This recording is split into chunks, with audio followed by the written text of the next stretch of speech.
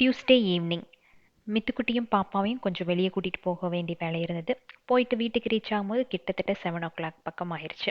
வரும்போதே கொஞ்சம் மீன் வாங்கிட்டு வந்தேன். பாப்பா இட்லியும் மீன் குழம்பு நைட்டுக்கு வேணும்னு சொன்னா. கொஞ்சம் ஜாஸ்தியாக ரெடி பண்ணிட்டேன். ஏன்னா அடுத்த நாள் காலையிலத்துக்கு இதை வச்சு அட்ஜஸ்ட் பண்ணிக்கலாம் இல்லையா? முந்தின நாள் விட அடுத்த நாள் அந்த உப்பு காரம் புளி எல்லாமே அந்த மீன்லேயே இறங்கியிருக்கும். ஸோ டேஸ்ட் இன்னுமே கொஞ்சம் நல்லா இருக்குமே அப்படின்ட்டு நம்ம ஊர் ஸ்டைலில் மீன் குழம்பு வச்சு இட்லியும் ரெடி பண்ணியாச்சு. நிறைய பேர் சொல்கிறாங்க இல்லையா, அடுத்த நாள் ஃப்ரிட்ஜில் வச்செல்லாம் சாப்பிடாதீங்க அப்படின்ட்டு. நீங்கள் சப்போஸ் இந்த மாதிரி மீன் குழம்பு இல்லை ஏதாச்சும் பிரியாணி எல்லாம் பண்ணீங்க அப்படின்னா நீங்கள் ஸ்டோர் பண்ணி அடுத்த நாள் சாப்பிடுவீங்களா இல்லையா அப்படின்ட்டு நம்மளோட கமெண்ட் செக்ஷனில் ஷேர் பண்ணுங்கள்.